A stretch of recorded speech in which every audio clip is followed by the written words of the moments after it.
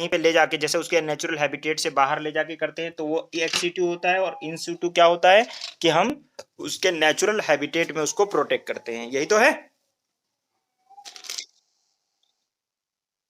तो हमारे एग्जाम्पल के तौर पे इन सीटू का देखो, एग्जाम पे आपके एक क्वेश्चन बहुत ज्यादा ये आता है, ये वाला क्वेश्चन जो मैंने आपको दिखाया, ये वाला, कि सिंपल ऐसे दे देगा कि in which of the following is the in situ conservation. तो इन सीटू में नेशनल पार्क दे देगा, सेंचुरीज दे देगा, बॉटनिकल गार्डन लिख देगा, बॉटनिकल गार्डन एक और लिख देगा। तो botanical garden is ex situ है, वो इन सीटू नहीं है। ऐसे reserve reserve forest, protected area, जैसे अपने कल क्वेश्चन देखे थे, तो ऐसे क्वेश्चन आता है। तो इसलिए प्लीज जो लोगों ने नहीं पढ़ रखा वो याद कर लिए, इन सीटू है, एक्स2 नहीं है, ठीक है ना। और एक्स2 क्या होता है, बॉटनिकल गार्डन, हॉर्टिकल्चर, ठीक है, और ये सारा जो है ये एक्स2 होता है, ठीक है भाई।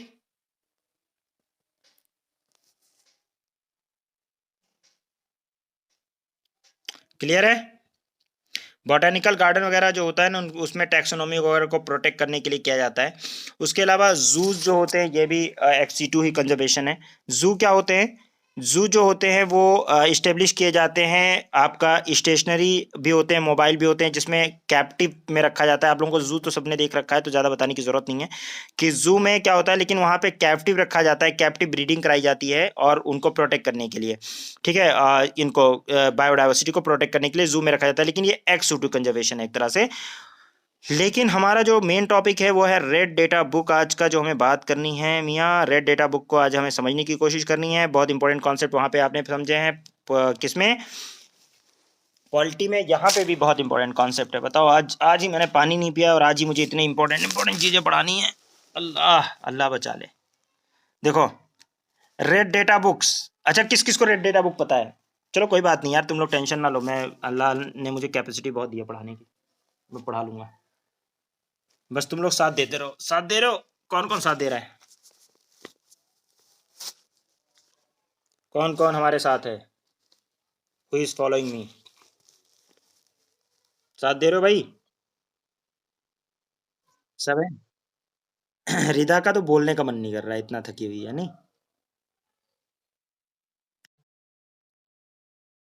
मुझे लगा पकौड़े वकौड़े तलने लग गई। आधे घंटे के बाद तलने तलना है, चलो ठीक है, मैं फटाफट बता दे रहा हूँ तुम्हें जो मेन मेन चीज़ है। देखो, रेड डेटा बुक देखे, स्पेसीज जो होते हैं ना, जो थ्रेटेंड स्पेसीज होते हैं, उनकी जो लिस्ट होती है उसको एक एजेंसी तैयार करती है, प्राइवेट ऑर्गेनाइजेशन है, ठीक है। वो रेड डेटा बुक बनाती है, जिसको हम आईयूसीएन कहते हैं, ठीक है। ये क्या होता है, ये देखती है कि मतलब IUCN, international union for conservation of natural and natural resources, ये बहुत पहले से है, ठीक है। मॉर्स स्विट्जरलैंड में ये लोकेटेड है। ये रेड सिंबल जो है ये दिखाता है इसका कि भाई जो ये है ये बहुत खतरे के ऊपर है। रेड डेटा बुक जो सबसे पहले इशू की गई थी 1966 में, आईयूसीएन ने अपना मतलब इसको इशू किया था। और इसमें जो है कई तरह के पेजेस होते हैं, ऐसा नहीं सिर्फ रेड पेजेस, इसमें पिंक पेजेस भी हैं और भी हैं, ठीक है। तो इसमें जो है नए पेजेस भी ऐड किए गए हैं। इसमें अलग अलग कैटेगरी के जानवर रखे जाते हैं, अलग अलग कैटेगरी से उनको कैटेगराइज किया जाता है, ठीक है। ग्रीन पेजेस भी होते हैं, पिंक पेजेस भी होते हैं, अलग अलग तरह के पेजेस होते हैं, ठीक है। तो ये है यहाँ पे, तो देखें यहाँ पे जो पेजेस है उसको भी समझ लीजिए कि पेजेस का क्या वो है। तो यहाँ पे इन दिस बुक, जैसे रेड डेटा बुक वाज 1966 में इंट्रोड्यूस की गई थी सर्वाइवल कमीशन के द्वारा इसमें। और इसमें जो है मतलब मैनेजमेंट करना था स्पेसीज का, वो सारी चीज़ें थी। यहाँ पे इन दिस बुक क्या किया गया है, देखो, information of the endangered animal, note करिएगा, इंडेंजर्ड एनिमल, ठीक है, and bird are more extensive than other group of the animal and plant cover in the given less prominent organism facing extinction. Pink pages जो होता है, यानी pink pages में क्या होता है, क्रिटिकली इंडेंजर्ड स्पीसीज को देखा जाता है, ठीक है, क्रिटिकली इंडेंजर्ड। और इसी तरीके से ग्रीन पेजेस भी उसमें ऐड हुए हैं, यानी कि सिर्फ रेड पेजेस नहीं है, उसको रेड डेटा बुक कहते हैं लेकिन पेजेस अलग अलग हैं, ठीक है। तो इसमें इसके अलावा जो है green pages are use for those species that were formerly endangered but now recover to a point where they have are no longer threatened. मतलब ये पहले थ्रेटेंड थे, पहले ये जो है उस कैटेगरी में थे कि मतलब जो है थ्रेटेंड स्पेसीज के, लेकिन अब रिकवर कर लिया है तो उसको ग्रीन पेजेस में लगा देते हैं, ठीक है। With passes the number of pink pages is continue to increase, ठीक है। और पिन जो है पिटीफुली फ्यू, ग्रीन पेजेस बहुत कम हैं। एक कहा जाएगा कि ग्रीन पेजेस मतलब वहाँ से रिकवरी बहुत कम है, और बहुत ज़्यादा जो है वो पिंक पेजेस यानी बहुत ज़्यादा जो है वो खतरे के एंडेंजर्ड स्पेसीज है। अब यहाँ पे जो आपको वो दिखाया जाएगा आईयूसीएन की जो कैटेगरी है उसको मैं आपको बता देता हूँ और अभी याद करवा दे रहा हूँ, टेंशन बिल्कुल लेने की जरूरत नहीं है।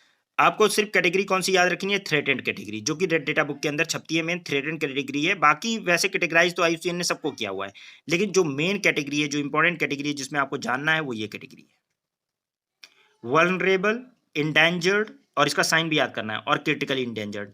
वल्नरेबल वी यू, ठीक, EN इंडेंजर्ड, ठीक है, okay, and endangered EN, and critically endangered, ठीक है, CR, ठीक है। तो ये वाला जो ये वाली पिक्चर आपको याद रखनी है, this is a important one, right, ठीक है। तो ये इंडेंजर्ड में कौन कौन सा है, उसके अलावा एक्सटिंक्ट, एक्सटिंक्ट इन वाइल्ड, ये भी कैटेगरी है। उसके अलावा near threatened, anti, list concern, LC, data deficient, DD, and not evaluated any, ये सारे स्पेसीज का है। लेकिन हमें जो मेन हमारा जो रिस्क है जब हमें देखना है वो लीस्ट कंसर्न से लेकर और हम लोग एक्सटिंक्ट तक जाते हैं। देखिए एक्सटिंक्ट वगैरह का हमें डेटा रखने की जरूरत नहीं है रेड डेटा बुक में, क्यों, जाहिर सी बात है वो एक्सटिंक्ट हो गया, अब उनका हम कुछ कर नहीं सकते। एक्सटिंक्ट मतलब जो खत्म हो गए, ठीक है। थोड़ा सा देखेंगे आप इसमें कि एक्सटिंक्ट कौन होते हैं, EX किसको कहते हैं, वो टैक्सोन जो विदाउट एनी रीजन उसका लास्ट इंडिविजुअल मर चुका है, खत्म हो चुका है, वो हमारे किसी कंसर्न का नहीं है, वो किसी भी ड्यूरेंट सीजन, किसी भी एनुअल कभी भी कोई दिखाई नहीं दिया, उसका कोई ट्रेस नहीं है, तो वो एक्सटिंक्ट हो गया, खत्म हो गया। एक्सटिंक्ट मतलब खत्म, अब इसको हम वापस नहीं ला सकते, ठीक है। डोडो हो गया, डायनासोर हो गए, खत्म हो गए, कहानी खत्म हो गई, अब हम कुछ नहीं कर सकते उनका। यह आईयूसीएन का कंजर्वेशन में एक्सटिंक्ट लिस्ट है EX, इसमें हम कुछ नहीं कर सकते, इसलिए हम इसके लिए कंसर्न भी नहीं है। कंसर्न है क्या आप एक्सटिंक्ट वालों के लिए, जब खत्म हो गए खत्म हो गए, उससे सब सबक लो बस, और क्या, ठीक है भाई।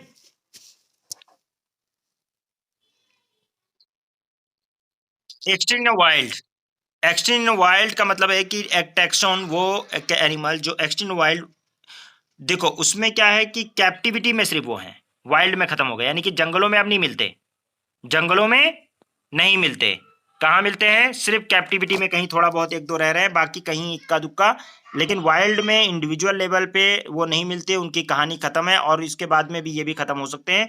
तो ये जो है थोड़ा बहुत बहुत ही कम ये है, यानी एक्सटिंक्ट का जो है थोड़ा कम वाला लेवल जो है वो ये है, यानी कि कैप्टिविटी में कहीं एक दो पाए जाएंगे, लेकिन उनको प्रिज्यूम किया जा सकता है कि ये भी एक्सटिंक्ट है, कहानी खत्म है इनकी भी, ये भी नहीं रिकवर होंगे। हमारा कंसर्न कहाँ है, यहाँ पे जो एक्सटिंक्ट की तरफ जा रहे हैं, क्रिटिकली इंडेंजर्ड, सबसे पहला हमारा कंसर्न है क्रिटिकली इंडेंजर्ड, जो सबसे बड़ा कंसर्न है।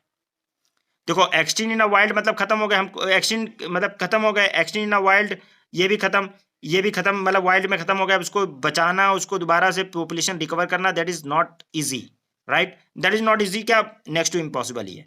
तो अब हम जो कर सकते हैं, जो रोक सकते हैं, वो जो क्रिटिकली इंडेंजर्ड है, यानी जो एक्सटिंक्ट इन वाइल्ड की तरफ जा रहे हैं, उनको रोक सकते हैं।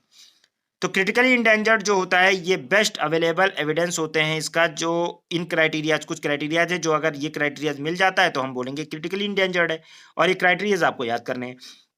अगर कोई क्रिटिकली इंडेंजर्ड है तो उसको हमें बचाना है, इसलिए क्राइटेरिया क्या है, अगर 90% उसकी पॉपुलेशन लास्ट 10 सालों में खत्म हुई है, कितनी percent, 90% of their population last 10 साल में डिक्रीज हो गई है, ठीक है।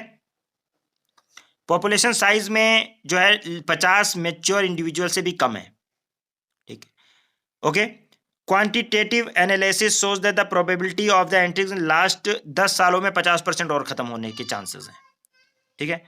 तो ये सबसे ज्यादा हाई कंसर्न है, हाई रिस्क पे है, एक्सटिंक्शन के इन वाइल्ड के रिस्क पे पहुंचे हुए हैं, इन एक्सटिंक्शन वाइल्ड हो सकते हैं, खत्म हो सकते हैं।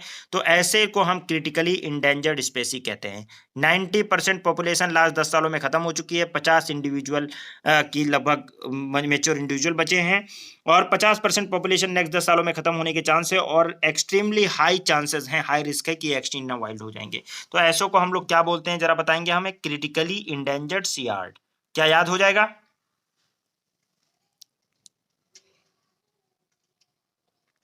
बोलो भाई।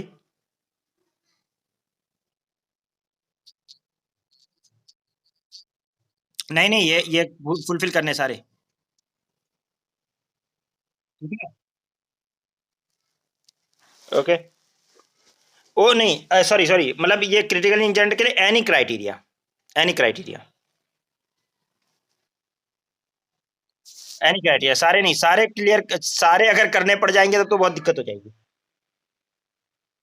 तब तो क्रिटिकली इंडेंजर्ड के लिए बहुत लंबे हो जाएंगे, जैसे जैसे होता है ना कि आइदर ये और ये इस तरह से। तो क्राइटेरिया जो रखे एनी, अब इसमें ध्यान रखिएगा, एनी क्राइटेरिया, सॉरी। तो एनी यानी ये जो टैक्सॉन है ये critically endangered when the best available evidence indicate that it met any of the criteria for critically endangered. कोई क्राइटेरिया अगर क्रिटिकली इंडेंजर्ड का मिल रहा है तो फिर वो क्रिटिकली इंडेंजर्ड हो गए। जैसे अगर उनकी पॉपुलेशन 90% तक रिड्यूस हो गई लास्ट 10 सालों में, तब हो जाएंगे। 50 मेच्योर इंडिविजुअल से कम है तो हो जाएगा।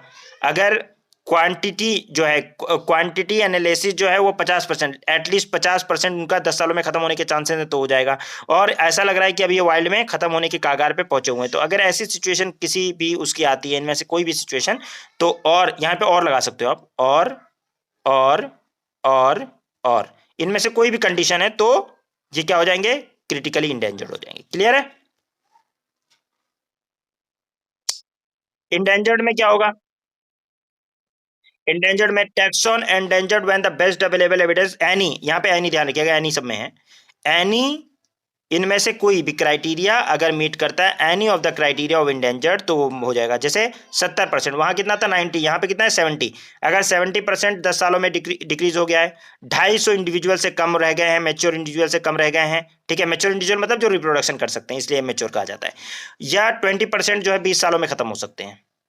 अगर ऐसे कोई भी है तो वो आ गया आपका। और इसके अलावा बहुत हाई रिस्क है कि वो क्रिटिकली इंडेंजर्ड में पहुंचने वाले हैं, एक्सट्रीम वाइल्ड भी हो सकते हैं। तो ऐसे किस सिचुएशन में जो है क्या होता है, ऐसे को हम क्या कहते हैं, बोलो भाई क्या कहते हैं, इंडेंजर्ड। इंडेंजर्ड के बाद है वनरेबल। अब ये अच्छा, थ्रेटेंड में ये तीनों कैटेगरी आती है, ध्यान रखिएगा, कभी कभी बोलते हैं ना थ्रेटेंड, थ्रेटेंड स्पीसीज, ठीक है। तो थ्रेटेंड में आपका क्रिटिकली इंडेंजर्ड पहली कैटेगरी है, दूसरी कैटेगरी आपकी जो है वो है कौन सी, इंडेंजर्ड, और तीसरी कौन सी कैटेगरी है, वनरेबल। वनरेबल में क्या हो गया, वही सेम चीज, अगर पॉपुलेशन जो है वो 50% तक, लास्ट 10 सालों में 50% तक पॉपुलेशन रिड्यूस हो गई है, ठीक है, एक 10,000 से कम इंडिविजुअल बचे हैं, कितने, मेच्योर इंडिविजुअल 10,000 से कम बचे हैं, 10% अगले 100 सालों में खत्म हो जाएंगे। तो ये रिस्क है कि ये भी एक्सटेंशन की तरफ जा सकते हैं, एक्सटेंशन वाइल्ड की तरफ जा सकते हैं। तो इसलिए ऐसे ऐसों को भी हम लोग वनरेबल कहते हैं। और ये तीनों कैटेगरी किस में आती है, थ्रेटेंड कैटेगरी में आती है। किस में आती है, कौन सी कैटेगरी है भाई ये,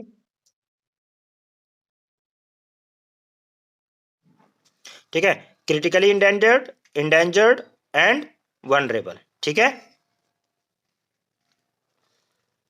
क्लियर।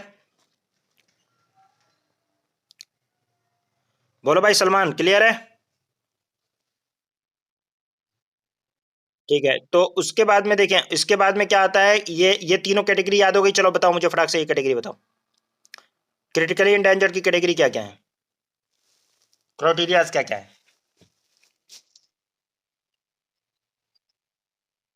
ये यूपीएससी में आता है, ये पीसीएस में कम आता है, यूपीएससी में बहुत ज्यादा आता है ये क्राइटेरिया, बताओ।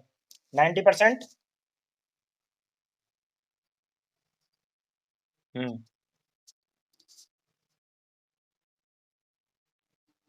हम्म।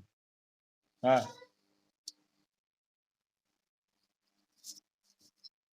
हाँ ठीक है, तो ऐसे ही याद कर लेना क्राइटेरिया। चलो ठीक है, अभी क्राइटेरिया याद कर लेना, सारे लोग क्राइटेरिया याद कर लेंगे, कर लोगे भाई,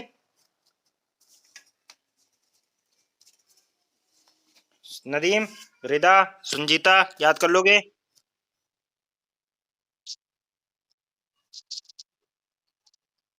चलिए, तो अब इसके बाद में आता है हमारा, क्या नाम है, नियर थ्रेटेड। नियर थ्रेटेड मतलब क्या है भाई, देखिए ये जो वो लोग हैं जो कि क्रिटिकली इंडेंजर्ड भी नहीं है, इंडेंजर्ड भी नहीं है, और वनरेबल भी नहीं है, ठीक है ना, लेकिन ये क्लोज हैं कि इसमें से किसी भी कैटेगरी में फॉल कर सकते हैं नियर फ्यूचर में, तो उसको हम लोग नियर थ्रेटेड कहते हैं। यानी थ्रेटेड में किसी भी कैटेगरी में जा सकते हैं, लेकिन अभी इनमें से किसी में है नहीं।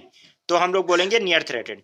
लीस्ट कंसर्न मतलब क्या होता है कि ये बहुत ज्यादा प्रचुर मात्रा में अवेलेबल है, ये नियर थ्रेटेड भी कैटेगरी में नहीं है, बहुत ज्यादा है, मतलब पड़े हुए हैं, वाइड स्प्रेड है, हर तरफ इधर उधर दिख जाते हैं कौवे सौवे, ठीक है, तो वो सब क्या हो जाएंगे, लीस्ट कंसर्न है। और एक होता है कि ठीक है हम है तो रिस्क पे कहीं है, लेकिन हमारे पास डेटा ही नहीं है, डेटा डिफिशियंट है, तो उनको डीडी में रखते हैं, ठीक है ना। और कुछ लोग ऐसे होते हैं डाटा डिफिशियंट मतलब पूरी तरह डेटा अवेलेबल नहीं है, डेटा तो ये थ्रेटेड कैटेगरी नहीं होती है, लेकिन ठीक है न, डेटा डिफिशिएंट वाले जो है वो, क्योंकि उनमें ऐसा कुछ नहीं होता कि 90% लॉस हो गया कुछ हो गया, तो वो भी मतलब बचे हुए कैटेगरी है, और अप्रोप्रिएट डेटा उनका फिर नहीं कलेक्ट किया जाता है। और इसी तरह नॉट इवेल्युएटेड, कुछ ऐसे होते हैं जिनका एवेल्यूशन की जरूरत ही नहीं है, एवेल्युएट ही नहीं किया गया, चलो हटो साइड में, तो ठीक है, बात समझ में आ गई। कुछ चीजें हैं जो कॉन्सेप्चुअल जो चीजें हैं वो ध्यान रखिएगा, realms, biomes, biogeographic zones and 25 जो है जोग्राफिक प्रोविंस, ये एक्चुअल में जो है ना पूरे वर्ल्ड को डिवाइड किया हुआ है, इंडिया को डिवाइड किया हुआ है, इंडिया में 2 रेलिम्स हैं, 5 बायो जो है बायोम्स हैं, 10 बायो जोग्राफिक जोन्स हैं एंड 25 बायो जोग्राफिक प्रोविंस है।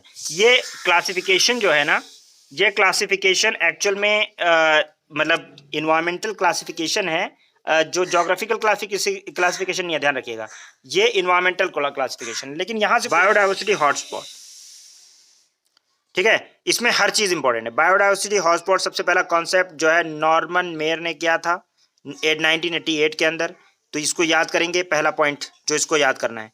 दूसरा, हॉटस्पॉट के क्राइटेरिया याद करने, जैसे वहां आपने वनरेबल वाला क्राइटेरिया यूज किया था, वैसे यहाँ पे आपको हॉटस्पॉट के क्राइटेरिया, 2 स्ट्रिक्ट क्राइटेरियाज कि अगर आपको हॉटस्पॉट मैच कराना है तो 2 स्ट्रिक्ट क्राइटेरियाज हैं जो आपको मैच करने चाहिए।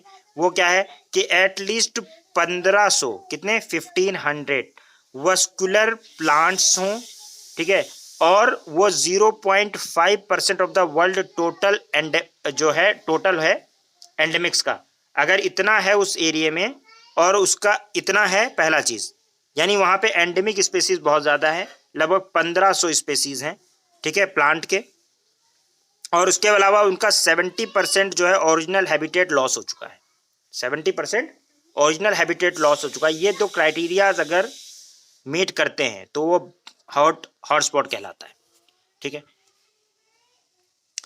Each biodiversity hotspot represent a remarkable universe of extra ordinary flora fauna. Endemic का मतलब जानते होंगे आप, एंडेमिक मतलब जो उसी जगह पे पाया जाता हो, कहीं और ना पाया जाता हो, जो देसी होता है वहां का, उसको एंडेमिक बोलते हैं, ठीक है ना, ओके।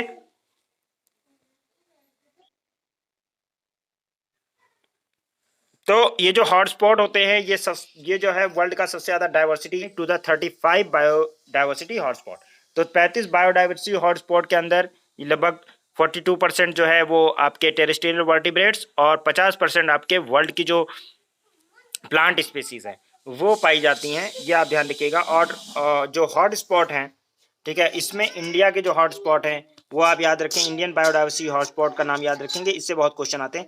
8 हॉट स्पॉट इसके यहाँ पे देखिए, हॉटस्पॉट इधर जो आपके एशिया ओशिया वाले जो दे रखे हैं, हॉट हॉटेस्ट हॉटस्पॉट जो दे रखे हैं वो कौन से, मेडागास्कर, फिलीपींस, सुंडालैंड बता दिया, Brazil, Atlantic forest, Caribbean, Indo Burma, western Ghat, eastern arc, ये जो तंजानिया केनिया वाला, ये हॉटेस्ट हॉट स्पॉट्स हैं, ठीक है। और आप ये देखेंगे कि 4 इंडिया के अंदर, मैंने कल आपको बताया था, ये आपको याद करना है। एक हिमालय, लेकिन हिमालय में कौन सा, याद करो कौन सा बताया था, ईस्टर्न हिमालय, ठीक है। वेस्टर्न हिमालय नहीं है इसमें। इंडो बर्मा, इंडो बर्मा में कौन सा पार्ट जाएगा, अंडमान निकोबार, अंडमान वाला पार्ट, ठीक है, क्योंकि अर्कानियोमा और अंडमान जाएगा, ठीक। वेस्टर्न घाट, वेस्टर्न घाट तो है ही है, श्रीलंका तक जाएगा, और सुंडालैंड में निकोबार है, ठीक है ना, ओके। तो अगर आप ये चारों याद कर लेते हैं तो बस यहीं से सारे क्वेश्चन मार पीट के इधर उधर से घुमा के सारे क्वेश्चन यहीं से आ रहे हैं। देखो ये ईस्टर्न हिमालय हॉटस्पॉट जो दिया रखा है, ईस्टर्न हिमालयन रीजन जो कि आपका Bhutan, north eastern India, southern, central और ईस्टर्न नेपाल, ये सब आ जाता है इसके अंदर, ठीक है। तो बहुत सारे हैं। हिमालयन रीजन में जो ईस्ट वाला पार्ट है वो सारा इसमें आता है। इंडो बर्मा में आपका म्यांमार वाला पार्ट और से लेकर और वो अंडमान तक चला जाएगा, और वो अंडमान से आगे अभी जो है कंबोडिया उम्बोडिया उधर भी चला जाएगा। तो ये बहुत सारी कंट्रीज से होते हुए जाता है ये वाला पार्ट। वेस्टर्न घाट वाला तो हमारा ही है, लेकिन सह्याद्री हिल्स वगैरह, और फिर श्रीलंका तक जाएगा ये। और उसके अलावा जो है आपका बायो कोल्ड स्पॉट भी होता है, बायोडायवर्सिटी कोल्ड स्पॉट। देखो कोल्ड स्पॉट जो है ये भी क्वेश्चन आया हुआ है, पहले हॉट स्पॉट से ही क्वेश्चन आता था, फिर बायोडायवर्सिटी कोल्ड स्पॉट से भी एक दो क्वेश्चन आ गए, तो उसमें ध्यान रखिएगा कोल्ड स्पॉट क्या होता है कि एरिया इसमें बायोडायवर्सिटी कम होती है, ठीक है, लेकिन लॉस बहुत तेजी से होता है, यानी लॉस बहुत तेज हो रहा है जबकि डायवर्सिटी कम है, ठीक है। तो इसको कंजर्व करना जरूरी हो जाता है क्योंकि यहाँ पे रेयर स्पीस, ज्यादातर रेयर स्पीस पाए जाते हैं, इसलिए इसको कंजर्व करना जरूरी हो जाता है। अगर आप ये याद कर लो, ठीक है ना।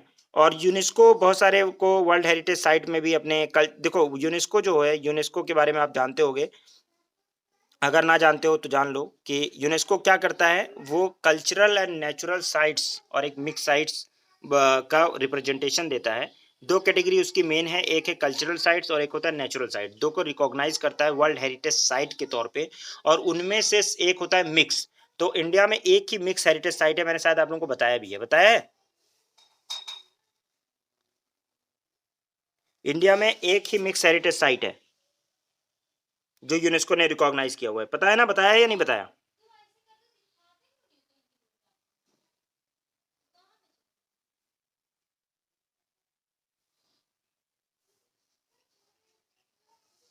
बोलो, आवाज नहीं आ रही क्या मेरी।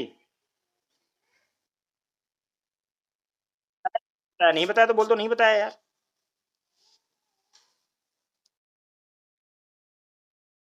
करंट अफेयर्स जो है, यानी तुम लोग वेबसाइट वेबसाइट हमारी नहीं चेक करते, वो फेसबुक फेसबुक पेज जो है हमारा ना, वो आईएस मेंटर वाला, उस पर पड़ा हुआ है सारा, सारे इसके स्क्रीनशॉट तक पड़े हुए हैं, भेज दूंगा अभी आप लोगों को। यूनेस्को का वर्ल्ड हेरिटेज जो है, यूनेस्को जो है वर्ल्ड हेरिटेज साइट्स में एक ही जो मिक्स हेरिटेज साइट है वो है कंचनजंगा हमारे यहाँ पे। बाकी जो कल्चरल और नेचुरल दोनों में कैटेगराइज किया गया, बाकी हमारे यहाँ कल्चरल और नेचुरल दो अलग अलग कैटेगरीज में डिफाइन करता है यूनेस्को। पूरे वर्ल्ड का वर्ल्ड हेरिटेज साइट्स के तौर पे भी वो करता है, मतलब कंजर्व करवाता है उनको, फंडिंग वगैरह करवाता है। तो ये भी उसका एक इम्पॉर्टेंट वो है, ह्यूमन जेन्युइन के लिए बहुत इंपॉर्टेंट है। अच्छा, मैंने कल्चर पढ़ाते वक्त, कल्चर जो पढ़ा रहा था कौन था, तो उसमें मैंने आपको इंटेंजिबल कल्चर पढ़ाया था, याद करो, उसमें रामायणा और बुद्धा चैंटिंग वगैरह ये सब बताया था, याद है। क्या नाम है, सलमान। यूनेस्को की इंटेंजिबल वर्ल्ड हेरिटेज कल्चर में मैंने बताया था ना कि बुद्ध वैदिक चैंटिंग और क्या नाम है ये, बुद्ध बताया था ना। तो वही उसी टाइम मैंने आपको बताया था कि मिक्स भी होता है, इंटेंजिबल भी होता है, टेंजिबल भी को करता है और मिक्स को भी करता है, याद के रखा करो यार। अच्छा चलो, तो हम लोगों ने जो है बायोडाइवर्सिटी हॉटस्पॉट देख लिया, और ये तो ये वाला पार्ट इंपॉर्टेंट है, वैसे वैसे जो हम वहाँ पे पहुँचते हैं जहाँ हम आ रहे थे, जहाँ से हम आए हैं, लेकिन मैंने आपको जो बताया वो प्लीज़ दिमाग में रखिएगा कि इस पार्ट में उन सबको याद करने के बजाय सबसे ज़्यादा ज़रूरी है कि आप इसको याद करें। बाकी मैं बताऊंगा सारा ही, भाई मेरी ड्यूटी है, तो वो भी बता दूंगा सारा कि बायोडाइवर्सिटी हॉटस्पॉट क्या होते हैं, क्या है रेलिम ये यहाँ पे। तो देखें आप इसको, इंडिया जो है रिकॉग्नाइज करता है one of the most mega diversity countries में से एक है, ठीक है, मेगा बायोडाइवर्सिटी कंट्रीज में से एक है, काफ़ी जो है रिच बायोडाइवर्सिटी है यहाँ पे, क्योंकि आपको पता है हमारे यहाँ मौसम बहुत चेंज होता है, वैरायटी है, ट्रॉपिकल कंट्री है, सनलाइट खूब अच्छे मात्रा में है आपकी। इस वक्त जो लोग रोज़ा रहते हैं उनको सनलाइट कितनी अच्छी से फील हो रही होगी, सबको पता ही है, ठीक है ना। और उसके अलावा जो है बारिश भी होती है टाइमली, टाइम टू टाइम। तो इस वजह से हमारे यहाँ बायोडाइवर्सिटी बहुत अच्छी पाई जाती है, स्पेसिस रिचनेस बहुत ज़्यादा है। तो इसको ना जोग्राफिकल तरीके से हम लोग जो मतलब क्लाइमेट वगैरह को देखते हुए अलग अलग तरीके से इंडिया को रिप्रेजेंट करते हैं। इसको टू रेलिम्स में डिवाइड किया गया है, 5 बायोम्स में डिवाइड किया गया है, बायो ज्योग्राफिक जोन्स 10 हैं, और मैं याद करवा दूंगा अभी, आपको टेंशन नहीं लीजिएगा। लेकिन इतना इंपॉर्टेंट नहीं है कि इसको आप बहुत रट्टा मार के बैठे, बस जान लेंगे, बहुत इंपॉर्टेंट है, जान लेंगे, यही इतना ही काफ़ी है, ठीक है ना। और ये जो रटना है वो मैंने बता दिया है। 25 बायो ज्योग्राफिक प्रोविंस है। रेलिम क्या है, देखो, biogeographic realms are the large, लेकिन डेफिनेशन याद कर रखना है, रिलिम्स क्या होते हैं, biogeographic realms are the large spatial region within which ecosystem share their broadly similar biota. Realm is a continent or subcontinent size area which unify features of geographical fauna and flora। तो यहाँ पे दो तरीके का होता है, यानी कि पूरा पूरा एक टाइप का अगर क्लाइमेट बायोटा पाया जाता है, वो एक कैटेगरी पूरी होती है, तो उसको बोलते हैं रिलेम। अब हमारे यहाँ दो तरह का रिलेम है, ये आपको बिना पढ़ाए भी सबको पता है। कौन से दो रिलेम है? एक हमारा हिमालय है, जिसके अंदर आपको ग्लेशियल और पेलो ग्लेशियल, पेलो आर्किक टाइप का क्लाइमेट मिलता है, रेलिम मिलता है, वो पूरा हिमालय वाला। और उसके बाद में रेस्ट ऑफ इंडिया जो है, सब कॉन्टिनेंट जो है या मलायन, वो अलग टाइप का थोड़ा हो जाता है, उसमें क्या प्लेन टाइप का भी आ जाता है, पठारी टाइप का आ जाता है। तो एक हिमालय है जिसमें एकदम अलग टाइप का कहानी है, और दूसरा जो है हिमालय के अलावा रेस्ट ऑफ इंडिया, जो नॉर्दर्न इंडिया से लेकर और जो साउदर्न इंडिया तक जाता है, वो दूसरा पार्ट हो जाता है। तो ये दो रिलेम हो जाते हैं, ठीक है ना। हिमालय को छोड़कर जो आर्कटिक है, जो मतलब थोड़ा मतलब जमा हुआ वो है पहाड़ वगैरह, उनको, उन रिलिम को छोड़ दिया जाए, तो बाकी जो जो रिलिम बचता है वो सब मलायन रिलिम कहा जाता है। ये सब बाकी सब कॉन्टिनेंट वो है। तो दो रिलिम में इंडिया को डिवाइड किया गया है। उसके अलावा 8 टेरेस्टेरियल बायोजोग्राफिक रिलिम्स रिकॉग्नाइज किए गए हैं, जिसमें न्यू आर्कटिक रिलिम, नाम से देखो, नाम से आपको सब पता चल जाएगा। न्यू आर्कटिक रिलिम, ठीक है, पहले Arctic realm, Afrotropic realm, Indo Malaya realm, Oceania Oceania realm, Australian realm, Antarctic realm और नियोट्रॉपिक रिलिम। भाई नाम से आपको जाहिर होगा कि रिलिम का मतलब क्या है। इस तरह का 8 टेरेस्टेरियल बायोजोग्राफिक रिलिम्स रिकॉग्नाइज किए गए हैं, जिसमें से हमने इंडिया वाला जो है, इंडिया में दो तरह, एक है इंडिया का जो रिलिम है हिमालयन रीजन जो है, वो कैसा है, पहले आर्कटिक रिलिम है। ये देखो, पहले आर्कटिक रिलिम जो इसका ये वाला है, यानी आर्कटिक टाइप का, यानी कि ठंडा टाइप का क्लाइमेट, पहाड़ी टाइप का, ठंडा टाइप का क्लाइमेट है, ठीक है, आर्कटिक टाइप का क्लाइमेट है। दूसरा हमारा कौन सा है? Malaya, Indo Malaya रिलिम। ये थोड़ा यूनिक फीचर है, जिसमें मानसून वगैरह टाइप का भी आ जाता है, तो ये इंडो मलाया रिलिम है, ठीक है ना। तो ये दो रिलिम हमारे यहाँ पाए जाते हैं, मलायन रिलिम पाया जाता है और उसका पैलो आर्कटिक रिलिम। ये दो रिलिम हमारे यहाँ है। बाकी आप 8 रिलिम याद करना चाहो याद करो, नहीं याद करना चाहो कोई मसला नहीं है, कोई दिक्कत नहीं है। नाम से याद हो रहा होगा, आर्कटिक, पहले आर्कटिक, आसपास उसके अफ्रीकोट्रॉपिक, तो अफ्रीका वाला जो खूब गर्मी वाला है। इंडो मलायन जैसे हमारे यहाँ पे है। ओशियाना मतलब जो ओशियन के आसपास जो कोस्टल एरिया, जो क्या में आइलैंड्स हैं, उसका। ऑस्ट्रेलियन रिलिम मतलब वो साउथ साउथ में, ऑस्ट्रेलियन साइड में। एंटार्क्टिक तो पता ही है आपको, एंटार्क्टिका। और नियोट्रॉपिक तो ट्रॉपिक के आसपास वाला न्यू ट्रॉपिकल क्लाइमेट जो है। तो इस तरह से रिलिम में डिवाइड किया गया है। इंडिया में जो बायोम्स हैं वो क्या है? अब तो रिलिम याद हो गया, इंडिया में 2 ही रिलिम है, तो आप वही दोनों याद कर लो, बहुत है। एक अगर क्वेश्चन आ जाता है कि इंडिया में किस किस तरह के रिलिम है, तो इंडिया में जो है पहले आर्कटिक रिलिम है, और दूसरा आपका इंडो मलायन रिलिम है, ठीक है, याद हो गया। बायो में देखो, वो मैंने जो आपको पढ़ा रखा है ऑलरेडी। क्या क्या पढ़ा है भाई? ट्रॉपिकल ह्यूमिड फॉरेस्ट बताने की जरूरत है? जो ज्योग्राफी वाले हैं उनको, ट्रॉपिकल यानी ट्रॉपिक रीजन में होंगे, ह्यूमिड मतलब बारिश हो रही होगी, फॉरेस्ट होंगे, ठीक है। ट्रॉपिकल ह्यूमिड फॉरेस्ट, जैसे ट्रॉपिकल ह्यूमिड फॉरेस्ट का मतलब क्या हो गया भाई? इक्वेटोरियल रॉयल फॉरेस्ट वगैरह जितने भी हैं, सब उसी में आ जाएंगे ना। ट्रॉपिक्स के आसपास, ट्रॉपिकल रीजन में जहाँ बारिश ज्यादा हो रही हो, ट्रॉपिकल ह्यूमिड में आएंगे, आएंगे कि नहीं आएंगे? जहाँ पे बारिश कम हो जाए, जैसे हमारे यहाँ जहाँ जहाँ मानसून मानसून टाइप से कम का माहौल है, क्लाइमेट है, तो वो हमारा ट्रॉपिकल ड्राई हो जाएगा, डिसिडस फॉरेस्ट, जैसे हमारे यहाँ है। हो गया। वार्म डिजर्ट और सेमी डिजर्ट, वार्म डिजर्ट और सेमी डिजर्ट, सहारा, ठीक है, थार, अरबियन, ये सब। फॉरेस्ट, ये पहाड़ों पे जो फॉरेस्ट हो रहे हैं। अल्पाइन, जब मेडोज में जाओगे तो एकदम पहाड़ पे चले जाओगे तो अल्पाइन में आ जाएगा। तो ये कुछ जो है इंडिया के अंदर बायोम्स हैं, जो ये बायोम्स माने जाते हैं, और ये सब उसी 5 बायोम्स में डिवाइड किया गया इंडिया को, यानी कि एकदम ठंडा, जहाँ पे कैनिफरस या अल्पाइन हो, डिजर्ट है, हमारे यहाँ मानसून भी है, और हमारे यहाँ ह्यूमिड क्लाइमेट भी है। तो ये 5 तरह से इंडिया में होता है। जैसे हमारे यहाँ अगर ह्यूमिड क्लाइमेट फॉरेस्ट देखोगे तो कहाँ पे मिलेगा आपका? तुम बताओगे, ये आइडेंटिफाई करेगा। ह्यूमिड क्लाइमेट कहाँ मिलेगा भाई? ट्रॉपिकल ह्यूमिड क्लाइमेट कहाँ मिलेगा? एक एग्जाम्पल दो। क्या नाम इसका? सलमान का, सलमान बताएगा।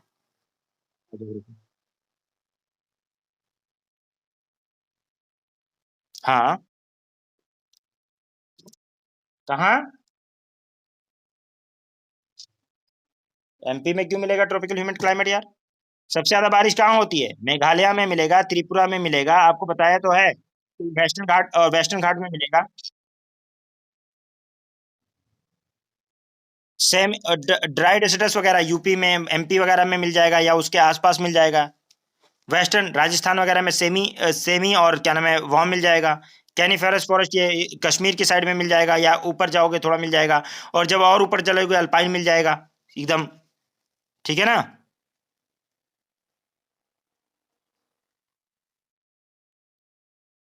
उसके अलावा बायोजोग्राफिक जोन, तो 10 हमारे यहाँ बायोजोग्राफिक जोन है।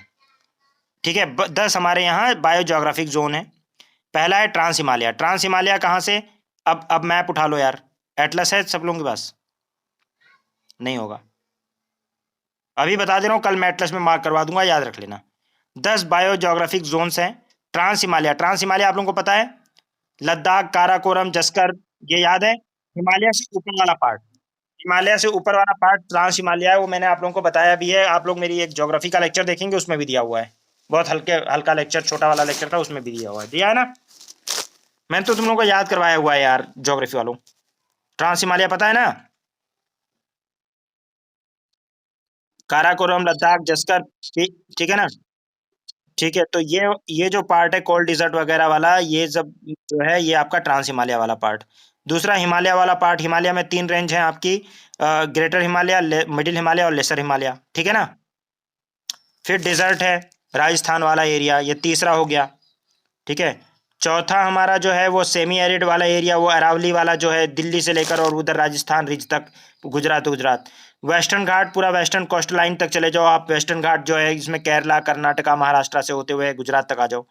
डेक्कन मतलब वो वेस्टर्न वेस्टर्न वाला पार्ट। डेक्कन पेनिनसुला, तो डेक्कन पेनिनसुला आपको पता है, जो डेक्कन पेनिनसुला सदर्न और सदर्न पार्ट जो प्लेटूज हमारे यहाँ है।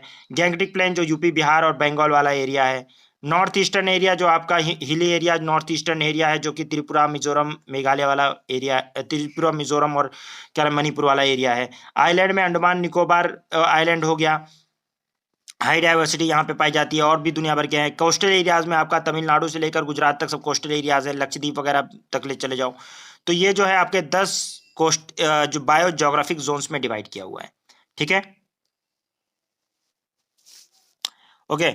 और बायो ज्योग्राफी को 2 पार्ट्स में डिवाइड किया जाता है, एक फाइटो ज्योग्राफी यानी प्लांट से रिलेटेड, और दूसरा होता है जियो ज्योग्राफी जो कि एनिमल से रिलेटेड होता है।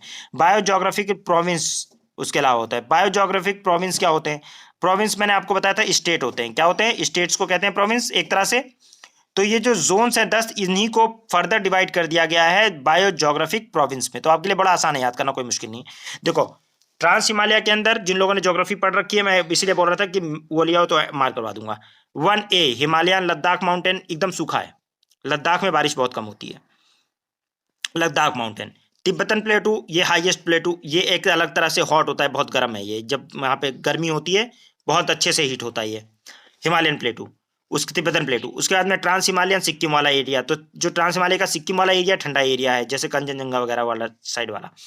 उसके बाद में आपका हिमालय में 2A, हिमालय के अंदर 2A। अब ये वाला जो था ट्रांस हिमालय यानी हिमालय से ऊपर वाला पार्ट है। अब हिमालय वाले आ गया नॉर्थ वेस्टर्न हिमालय, वेस्ट वाला पार्ट।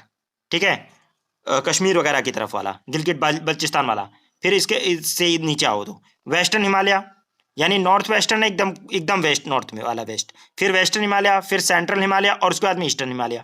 तो हिमालय को ऐसे 4 कैटेगरी में डिवाइड किया गया है। ये इस क्योंकि अलग अलग वेजिटेशन, इसलिए बायोज्योग्राफिक जोन्स में डिवाइड किया गया इसको, प्रोविंस में।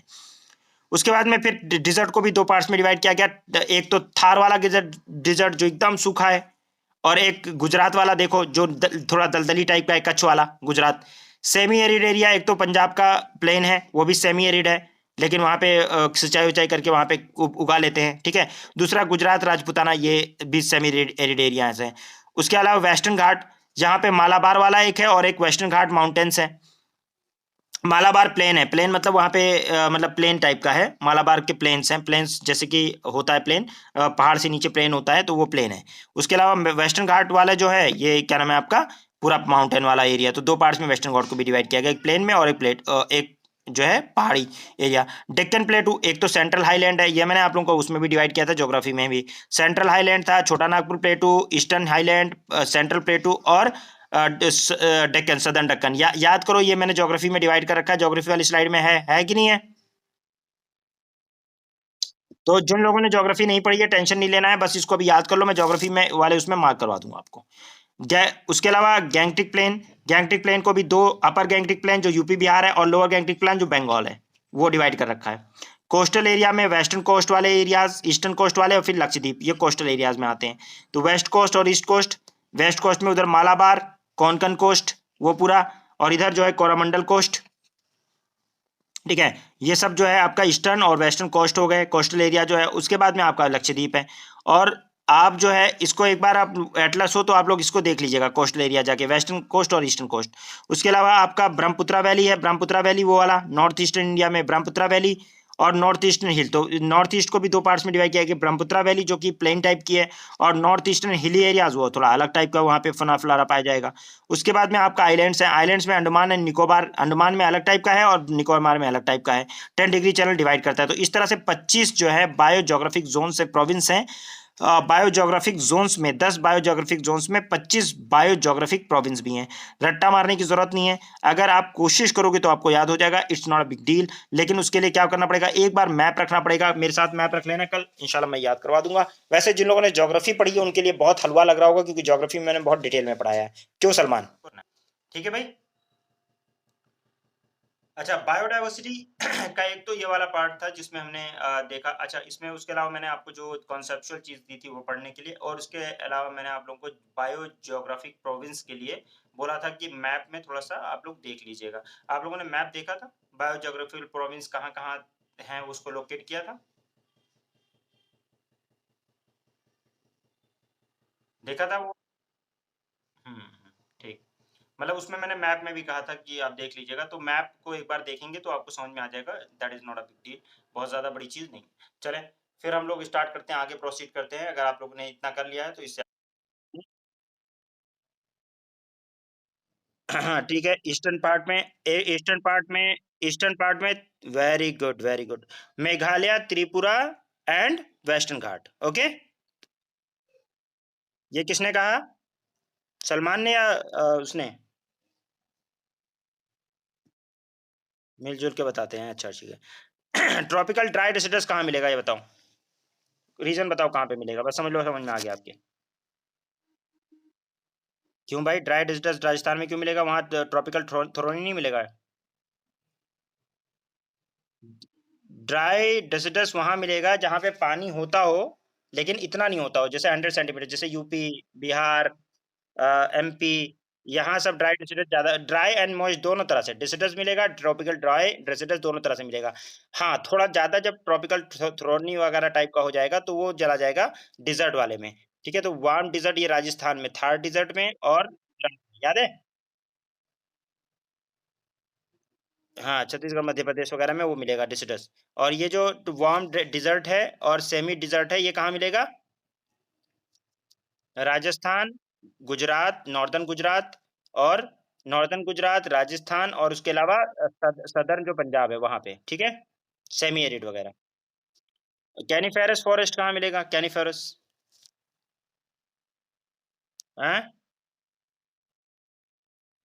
बिल्कुल। अल्पाइन वगैरह किधर मिलेगा? ठीक है, मतलब इधर कश्मीर, लद्दाख और नॉर्थ ईस्ट में भी, ठीक है, जैसे जैसे ऊपर जाएंगे। तो ये हमारा वो है उसी में। तो ये हमारे पास 10 जो है वो है। उसके अलावा बायो जोग्राफिकल जोन्स हैं। बायो जोग्राफिकल जोन जिन्होंने डिफाइन किया हुआ यहाँ पे लिस्ट में भी दे रखा है। जैसे फर्स्ट जो है, जो ट्रांस हिमालय वाला एरिया दे रखा है, वो ट्रांस हिमालय वाला एरिया फर्स्ट है, जो आपको दिख रहा है। सेकंड हिमालय वाला एरिया है। थर्ड जो है वो डिजर्ट दिया है, ये राजस्थान वाला देखो, ये आपका फर्स्ट ट्रांस हिमालय। इसको देखो, मैं आपके लिए मार्क कर रहा हूँ। फर्स्ट ये जो दे रखा है आपकी ज्योग्राफी वाले इसमें नोट्स में, ये फर्स्ट जो है ये वाला यहाँ पे, और ये टिप ऑफ, जैसे ये सिक्किम क्या में, ठीक है, यहाँ पे तो आपको दिखेगा ट्रांस हिमालय वाला, मतलब क्लाइमेट दिखेगा। हिमालय वाला क्लाइमेट, ये पूरा हिमालय वाला क्लाइमेट है ये, ठीक है, यहाँ पे से यहाँ तक। उसके बाद थर्ड जो यहाँ पे राजस्थान वाला, ये डिजर्ट वाला क्लाइमेट, ठीक है। फोर्थ वाला सेमी एरिड वाला एरिया, पंजाब और क्या नाम है ये, राजस्थान, और उसके अलावा जो है गुजरात तक जाके सेमी एरिड पूरा है, ठीक है। फिफ्थ ये वेस्टर्न घाट है, ठीक है, ये वेस्टर्न घाट। सिक्स जो है ये डेक्कन है, डेक्कन पेनिनसुला, ठीक है, Deccan peninsula. Gangetic plain seven है, ये गैंगटिक प्लेन है, ठीक है, Ganga plain. Coastal area eight, ये कोस्टल एरिया यहाँ पे पूरा, ये पूरा कोस्टल एरिया। पहले अंडमान को उन्होंने अलग कर रखा है, आइलैंड्स को अलग कर रखा है, कोरल। तो उसके अलावा coastal area. Northern north east, ये पूरा नॉर्थ ईस्ट वाला एरिया है, त्रिपुरा, मेघालय वाला एरिया। उसके अलावा आइलैंड्स को, ये सब आइलैंड्स वाले एरिया में। तो ये इस तरह से इन्होंने बायो ज्योग्राफिक प्रोविंस को डिफाइन किया हुआ है कि ये वाला एरिया, तो एरिया को मैंने पहले ही बता दिया, तो ये बायो ज्योग्राफिक जोन्स कहते हैं। अब यही बायो ज्योग्राफिक जोन्स को इन्होंने बायो ज्योग्राफिक प्रोविंस में डिवाइड कर दिया है, और प्रोविंस मैंने आपको बता भी दिया है, ठीक है। और ये आप एक बार देख लीजिएगा। प्रोविंस में कौन कौन से मैंने प्रोविंस बताया आप लोगों को कि कौन कौन से प्रोविंस हैं, तो उसमें हम लोगों ने एक एक ज्योग्राफिकल जोन को दो दो तीन तीन प्रोविंस में डिवाइड किया हुआ है। जैसे ट्रांस हिमालय, तो ट्रांस हिमालय में एक लद्दाख, लद्दाख में जो एरिया है ना वो ड्राई एरिया है। ड्राई एरिया मतलब वहाँ पे बारिश वारिश बहुत कम होती है, ड्राई डिजर्ट टाइप का है, तो ये लद्दाख वाला एरिया है, ठीक है। इसमें एक पर्टिकुलर टाइप का क्लाइमेट है, ड्राई डिजर्ट वाला टाइप क्लाइमेट, ठीक है। दूसरा है ट्रांस में ये तिब्बतन प्लेटू वाला, तिब्बतन टाइप क्लाइमेट बहुत हॉट वाला है। और सिक्किम वाला थोड़ा जो जो है वो सिक्किम वाला जो हिमालय है वो ट्रांस नहीं है, मतलब वो ऐसा नहीं है, क्या नाम है, कि ड्राई हो, एकदम ड्राई हो, वहाँ पे जो है थोड़ा वेजिटेशन वगैरह भी पाया जाता है, ठीक है। बात समझ रहे हो? एक, हाँ, क्या हुआ? हाँ, मॉइस्चर वाला एरिया है थोड़ा, तो ड्राई नहीं है इतना। तो ये वाला एरिया तो इसी हिमालय में ही, ट्रांस हिमालय में ही 3 कैटेगरी आपको दिखा दी है इन्होंने, क्योंकि भाई वेजिटेशन इफेक्ट होता है, थोड़ा बहुत अगर बारिश भी हो जाती है तो इफेक्ट होता है, तो इसलिए दिखाया है। ये ज्योग्राफी में ज़्यादा अच्छे से आप लोग फिर समझेंगे डिटेल में। उसके अलावा हिमालय को भी इन्होंने हिमालय को इन्होंने जो है ये डिवाइड कर रखा है, एक north western Himalaya, north west वाला साइड यानी पाकिस्तान से लेकर और इधर कश्मीर वाला, वेस्टर्न हिमालय जो वेस्ट वाला साइड है, नॉर्थ से मतलब थोड़ा नीचे वाला हिमाचल वगैरह वाला साइड है।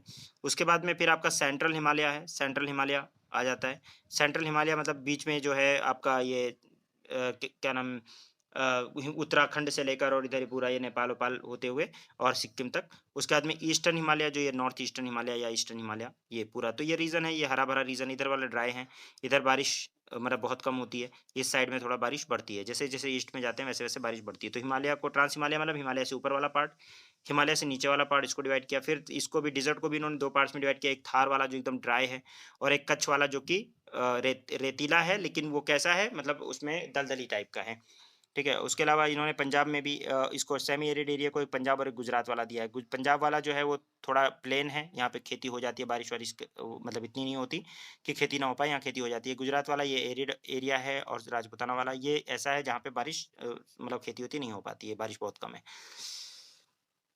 वेस्टर्न घाट को भी दो पार्ट्स में डिवाइड किया हुआ है। वेस्टर्न घाट एक मालाबार वाला पार्ट है, मालाबार वाला, ठीक है, ये वाला पार्ट है। और दूसरा वाला वेस्टर्न घाट का वेस्टर्न घाट माउंटेन वाला पार्ट है। तो एक प्लेन वाला पार्ट है, यानी जैसे माउंटेन लिया जा रहा है इसके पैरेलल ऐसे प्लेन भी है, तो कोस्टल प्लेन वाला पार्ट है, दूसरा उसका माउंटेन वाला पार्ट है, तो दो पार्ट्स में इसको डिवाइड किया हुआ है। उसके अलावा आपका डेक्कन पेनिनसुला है, उसको भी मैंने बताया कई डेक्कन में डिवाइड किया हुआ है। सेंट्रल डेक्कन है जो सेंट्रल वाला पार्ट है, ठीक है, ये सेंट्रल यानी तेलंगाना प्लेटू वगैरह जो है ये सब जो सेंट्रल वाला है। फिर डेक्कन प्लेटू, छोटा नागपुर प्लेटू, ये छोटा नागपुर प्लेटू जो है वो झारखंड वाला पार्ट है, ठीक है, यहाँ मिनरल्स वगैरह ज़्यादा मिलते हैं। ईस्टर्न हाईलैंड ये इधर मेघालय तक एक्सटेंड करता है ये, ठीक है। सेंट्रल डेक्कन फिर ये क्या नाम है, नीचे आ जाओगे महाराष्ट्र से, महाराष्ट्र वाला पार्ट है ये, ठीक है, महाराष्ट्र वाला पार्ट, महाराष्ट्र से नीचे। उसके अलावा सदर्न डेक्कन फिर ये जो है आपका तेलंगाना से नीचे आंध्रा और क्या नाम है तमिलनाडु के साथ में केरला तक, कर्नाटका की तरफ चला जाता है, धारवाड़ प्लेटू वगैरह। तो ये आपका डेक्कन पेनिनसुला है। उसके अलावा आपका गैंगटिक प्लेन में दो तरह से, अपर गैंगटिक प्लेन जो कि आपका इन यूपी और बिहार वाला पार्ट है, उससे नीचे वाला लोअर गैंगटिक प्लेन में आ जाता है, ठीक है। Upper Gangetic plain and lower Gangetic plain, ठीक है। इसके बाद आपका होता है कोस्टल एरियाज में वेस्टर्न कोस्ट वेस्ट वाला, ईस्टर्न कोस्ट ईस्ट वाला, और लक्षद्वीप, ये दो हमारे पास दो ही कोस्ट ही हैं और एक आइलैंड है। ये वेस्टर्न कोस्ट हो गया, ईस्टर्न कोस्ट हो गया, इधर लक्षद्वीप वाला, इधर अंडमान निकोबार हो गया। तो ये जो आपका इंडिया का अगर मैप देखोगे तो यही तो है, ये इधर वेस्टर्न कोस्ट, ईस्टर्न कोस्ट और अंडमान निकोबार वाला पार्ट, वो क्या नाम है लक्षद्वीप वाला पार्ट, इसको कोस्टल में रख लिया इन्होंने। उसके बाद में एक north eastern India, north eastern India में एक ब्रह्मपुत्रा वैली दे दिया और दूसरा हिल दे दिया। तो यहाँ वैली प्लेन होती है और ये जो हिल है, ये जो है नॉर्थ में, ईस्ट में हिल है, तो वहाँ पे अलग अलग टाइप का क्लाइमेट है। नॉर्थ ईस्टर्न क्लाइमेट को भी दो पार्ट्स में डिवाइड कर दिया, इसको बायो जोग्राफी प्रोविंस कह रहे हैं। उसके अलावा नॉर्थ ईस्टर्न इंडिया के बाद में आपका आइलैंड्स हैं। आइलैंड में अंडमान और निकोबार अलग अलग आइलैंड डिवाइड किया है, क्योंकि अलग अलग कल्चर टाइप से मिलता है। ये जो पार्ट आता है ये सुंडालैंड का पार्ट होता है निकोबार, और ये इंडो बर्मा का पार्ट हो जाता है अंडमान, उसमें आ जाता है अर्कानियोमा वगैरह में। तो ये इसमें अलग अलग टाइप की वेजिटेशन मिलती है। 10 डिग्री चैनल इन दोनों को डिवाइड करता है। यूपीएससी 2014 के अंदर क्वेश्चन भी पूछा हुआ है कि 10 डिग्री चैनल किसको डिवाइड करता है, अंडमान और निकोबार को। तो ये क्वेश्चन भी आया हुआ है ये बड़ा ज़रा थोड़ा-सा ज्योग्राफी पढ़ के आप लोग इसको समझने की कोशिश करेंगे तो आपको समझ में आ जाएगा। उसके बाद फिर ये वाला हम पहले ही पार्ट कर चुके हैं, वर्टिब्रेटा, इनवर्टिब्रेटा, वो मैंने बताया था आपको कि थोड़ा-सा पढ़ के याद कर लीजिएगा, जो 9th वाली है एनसीईआरटी उससे पढ़ लीजिएगा आप। आई होप कि आप लोगों ने पढ़ा होगा। पढ़ा था क्या? पहले ही सबसे पहले यही बताया आप लोगों को मैंने, बायोडायवर्सिटी में। बताया है कि नहीं बताया? बोलते नहीं हो यार, गुस्सा गंदे बच्चों की तरह हो जाते हो तुम लोग, बोलते नहीं हो। ईज़ान ईशान की तरह बदमाशी करते हो। अरे ईज़ान ईशान तो बहुत बदमाश होते जा रहे हैं। एक तो उसको तबीयत उसकी खराब है, ऊपर से बदमाशी बहुत करता है लड़का। जब देखता है मैं पढ़ा रहा हूँ ना तो और बदमाशी करता है। अपना अटेंशन सीकर है वो, अटेंशन खींचता है अपनी तरफ। अच्छा उसके बाद देखें, अच्छा आपका ये चैप्टर नहीं होगा, शेड्यूल्ड एनिमल ऑफ डब्ल्यूपीए, मतलब वाइल्ड लाइफ प्रोटेक्शन एक्ट 1972, ये आपकी बुक में नहीं होगा, है क्या? अगला चैप्टर क्या है, ये वाला, यही वाला है? ना ना, नई बुक में ये नहीं होगा। हैं? अच्छा, ये पूरा दे रखा है लिस्ट? अच्छा, पहले ये लिस्ट नहीं दी थी इन्होंने ना, ये ओ नहीं, पहले ये लिस्ट दी थी, बाद में बीच में किसी एडिशन में हटा दी थी, फिर बाद में लेकर आ गए ये। अच्छा चलो। वेल देखें आप, ये जो दे रखा है ना, इसको अभी नहीं पढ़ेंगे हम। इसका मैं इसको इसलिए नहीं पढ़ेंगे कि लिस्ट में पूरा याद करना होगा, तो आपको ये लिस्ट याद करने की ज़रूरत नहीं है। आपको मैं लॉ वाले पार्ट में जब वाइल्ड लाइफ प्रोटेक्शन एक्ट में पढ़ाऊँगा, तो उस कानून के तहत कि कौन से शेड्यूल में क्या प्रोटेक्टेड है, क्या नहीं है, वो सारा लॉ वाले में एक साथ पढ़ेंगे। यानी जिसमें हमें सारे लॉज़ पढ़ने हैं। इसमें हमें वाइल्ड लाइफ प्रोटेक्शन एक्ट पढ़ना है, एनवायरमेंटल प्रोटेक्शन एक्ट 1986 पढ़ना है, वाटर एक्ट पढ़ना है, एयर एक्ट पढ़ना है। तो वो जब कानून पढ़ेंगे तब हम लोग उसकी बात करेंगे। अभी शेड्यूल, इसमें 6 शेड्यूल्स हैं। जिसमें एनिमल को लिस्ट किया गया है वाइल्ड लाइफ प्रोटेक्शन एक्ट का। जैसे हमारे यहाँ शेड्यूल होता है ना कॉन्स्टिट्यूशन का, अब आप लोगों के लिए शेड्यूल समझना कोई मुश्किल काम नहीं है। शेड्यूल में हमारे यहाँ क्या है, सैलरी, जैसे हमारे कॉन्स्टिट्यूशन का जो शेड्यूल 1 है, उसमें क्या है, यूनियन और टेरिटरीज के नाम है, उसके बाद में क्या नाम है, सैलरीज है, फिर ओथ है, याद है ना? तो वो लिस्ट होती है, तो इसी तरह ये शेड्यूल में ये लिस्ट दे रखी है। तो इसमें 6 शेड्यूल है, 6 शेड्यूल में अलग-अलग लिस्ट है। उसमें कुछ प्रोटेक्टेड है, जैसे फर्स्ट सेकंड प्रोटेक्टेड है, फिर नहीं प्रोटेक्टेड है। फिर कुछ में ये है कि हाँ अलाउड है मारना, तो ये कुछ है, लेकिन उसको हम लोग आगे देखेंगे। अभी मैं आप लोगों को अ, इसके बारे में बताऊँगा। पास हुआ है, और उसी साल जो है 1972 में ही 5 जून को स्टॉकहोम में, स्टॉकहोम होम कहाँ की कैपिटल है? स्टॉकहोम कहाँ की कैपिटल है? बता दो, नहीं तो पढ़ाऊँगा नहीं, गुस्सा मत दिलाओ। बताते हो नहीं, बोलते हो नहीं। अरे बताओ भाई, स्टॉकहोम कहाँ की कैपिटल है? ईजान ने बताया रखा है ये तो बहुत बार। अल्लाह अकबर, क्या सच में नहीं पता है या मेरी आवाज नहीं आ रही है? अरे यार तुम्हें नहीं याद आ रहा? भाई मैं सलमान, मैं क्या करूं यार, मैंने तुम्हें पूरी ज्योग्राफी पढ़ा रखी है मेरे भाई, तुम ऐसे कैसे कह सकते हो? हाउ कैन यू से दिस? और 50 बार तो मैंने स्टॉकहोम स्टॉकहोम 50 बार तो तुम्हें बताया होगा यार। किस बात की कंफ्यूजन हो रही है?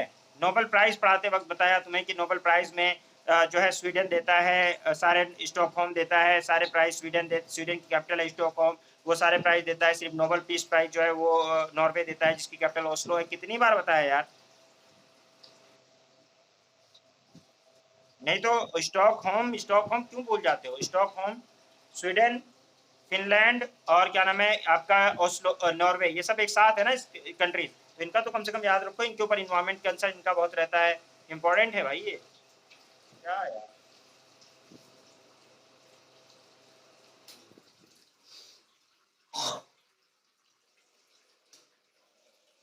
अरे भाई नदीम, तुम्हें भी नहीं याद था क्या? हैं?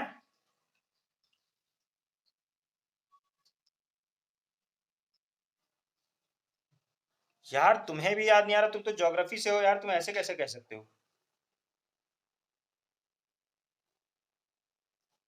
अच्छा, स्कैंडिनेवियन कंट्रीज और नॉर्डिक कंट्रीज में क्या फर्क है? तुम फंसने वाला क्वेश्चन तुमने जो है क्वेश्चन पूछ लिया है। नॉर्डिक। फंस गए। मैंने ये पढ़ाया है आप लोगों को जब ज्योग्राफी पढ़ा रहा था तो बताया था, याद है तुम लोगों को, कि नॉर्डिक कंट्रीज एंड क्या नाम है स्कैंडिनेवियन कंट्रीज में फर्क बताया था आपको, आईआर पढ़ाते वक्त भी बताया था। अरे यार ये तो आईआर भी पढ़ चुके हैं, अरे अल्लाह ये लोग कैसे भूलते हैं, अल्लाह अकबर। तुम लोग रिवीजन पे बहुत फोकस करो यार, मतलब मैंने इतने डिटेल में पढ़ाया, अभी रिकॉर्डिंग सुना दूंगा ना पीछे के पड़े हुए हैं टीचमेंट पे, तो मतलब शर्म से डूब मरोगे, इतने अच्छे से बताया हुआ है। तो इतना भूल जाते हो, इतना भूल जाते हो, अच्छा नहीं भूला करो यार, चलो ठीक है। स्टॉकहोम के अंदर एक कन्वेंशन हुआ था जिसको हम बोलते हैं Stockholm convention on human and environment. क्या बोलता है? Stockholm convention on human human and environment, ठीक है। ये कन्वेंशन हुआ था, ये कहाँ पे हुआ था? स्टॉकहोम के अंदर हुआ था, ठीक है। Stockholm is the capital of Sweden, वहां पे हुआ था। नोबेल प्राइज भी आप ध्यान रखिएगा, स्टॉकहोम स्वीडन ही देता है, और सिर्फ एक प्राइज है जो कि क्या नाम है, अच्छा नोबेल प्राइज कितने फील्ड में दिया जाता है? ये तो कई बार बता चुका हूँ। नोबेल प्राइज कितने फील्ड में दिया जाता है, बताओ? कौन कौन से 6 फील्ड है? ये कौन बता रहा है? ये तो ये वही होगी, साजिया होगी, है साजिया? तुम ही हो ना, तुम्हें बताया ना पहले मैंने। हाँ, अब ये लोग चलो ठीक है, और इन लोगों को ये लोग बताएंगे, कोई बताओ भाई, कौन से 6 फील्ड है जिसमें दिया जाता है नोबेल प्राइज? ये तो बचपन से पढ़ते आ रहे हो तुम लोग, हैं?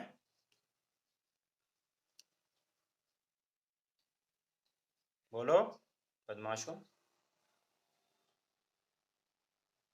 मैथ का सुना था, यानी वो सुना था जिसका दिया ही नहीं जाता है। मैथमेटिक्स में दिया ही नहीं जाता है, तो मैथमेटिक्स का तुमने सुना कहाँ से?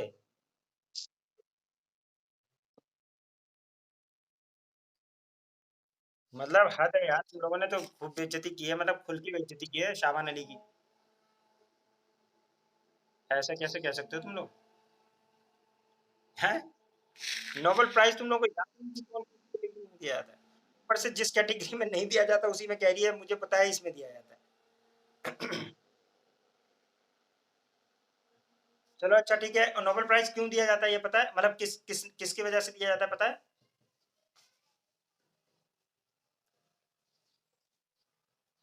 हम्म, चलो अच्छा ध्यान रखो। नोबेल प्राइज जानना चाहिए। अल्फ्रेड नोबेल का नाम सुना होगा तुम लोगों ने।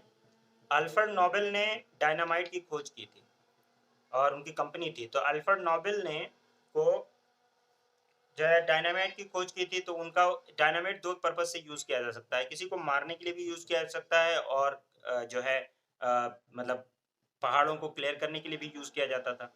क्या आप लोगों को उन्होंने तो अल्फ्रेड नोबेल ने को मतलब ये डायनामाइट दो पर्पस के लिए मैं बताऊं यूज किया जा सकता है। एक तो यूज किया जाता है पीसफुल पर्पस के लिए यूज किया जा सकता है, जैसे पहाड़ वगैरह ब्रेक करके तोड़ के उन पे रास्ता बनाने के लिए भी यूज किया जा सकता है, और ये यूज किया जा सकता है किसी को मारने के लिए भी, है कि नहीं? बारूद बना के किसी को मार दो, दोनों पर्पज के लिए यूज किया जा सकता है ना, हो सकता है? आवाज नहीं आ रही? दोनों हैं। तो अल्फ्रेड नोबेल बहुत अमीर आदमी था, उस समय डायनामाइट बेच-बेच के ये बहुत अमीर आदमी बन गया।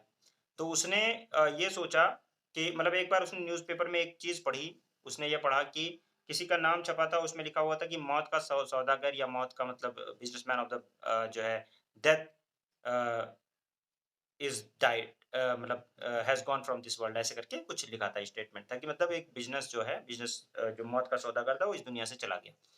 तो अल्फ्रेड नोबेल को लगा यार क्या दुनिया मुझे, उसने सोचा कि क्या दुनिया मुझे ऐसे ही याद करेगी, कि एक मौत का सौदागर क्या मुझे भी ऐसे याद करेगी, क्योंकि डायनामाइट से तो गलत मतलब लोगों को मारा भी जा सकता है इस तरह से। तो उसने कहा मुझे दुनिया इसके लिए याद नहीं करेगी, मुझे कुछ अच्छी चीज़ के लिए याद करेगी। तो उसने एक अपना मतलब वसीयत की, उसमें जो उसने अपना पूरा पैसा जो है जमा कराया स्वीड बैंक में। उसको लोग स्विस बैंक समझते हैं, एक्चुअल में स्विस बैंक नहीं है, स्वीडन का बैंक है, स्वीड बैंक में। तो स्वीडन के बैंक में जमा कराया, और जमा कराने के बाद उसने कहा उसका जो ब्याज होता है हर साल इतना हो जाता है कि उससे नोबेल प्राइज दिया जाता है। तो उसका जो प्रिंसिपल जमा है और उसके ब्याज से नोबेल प्राइज दिया जाता है, जो उसका मतलब पैसा इंटरेस्ट आता है। नोबेल प्राइज जो है उसने कहा कि जो अच्छे फील्ड में जो लोग क्या नाम है किसी ना किसी में अच्छा काम करेंगे, ह्यूमन डेवलपमेंट के लिए, ह्यूमन एंडेवर के लिए कुछ अच्छा काम करेंगे, उन लोगों को दिया जाएगा। तो उसने 6 फील्ड डिसाइड किए थे, मतलब 6 फील्ड मतलब डिसाइड किए गए, जिससे दिया जाएगा, जिसमें नोबेल प्राइज़ दिया जाएगा। एक आपका कौन-कौन सा फील्ड है बताओ? एक है इकोनॉमी, किसमें दिया जाता है? इकोनॉमी में, इकोनॉमी एंड ह्यूमन डेवलपमेंट कहा जाता है उसको, ठीक है? लिटरेचर में दिया जाता है। लिटरेचर में इंडिया में सबसे पहले नोबेल प्राइज़ किसको मिला है बताओ? हाँ?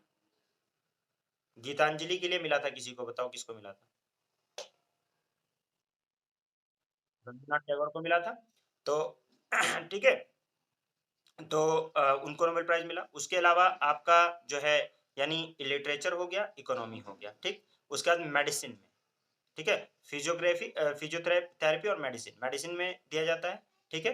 केमिस्ट्री में दिया जाता है, फिजिक्स में दिया जाता है, 5 फील्ड हो गए, ठीक है? और छठा है piece, international piece.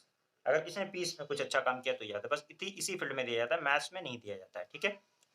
Physics, chemistry, medicine, medicine biology नहीं कहते उसको, मेडिसिन कहते हैं, ठीक है? मेडिसिन या फिजियोथेरेपी वगैरह मेडिसिन, ये 3 फैट कैटेगरी हो गई।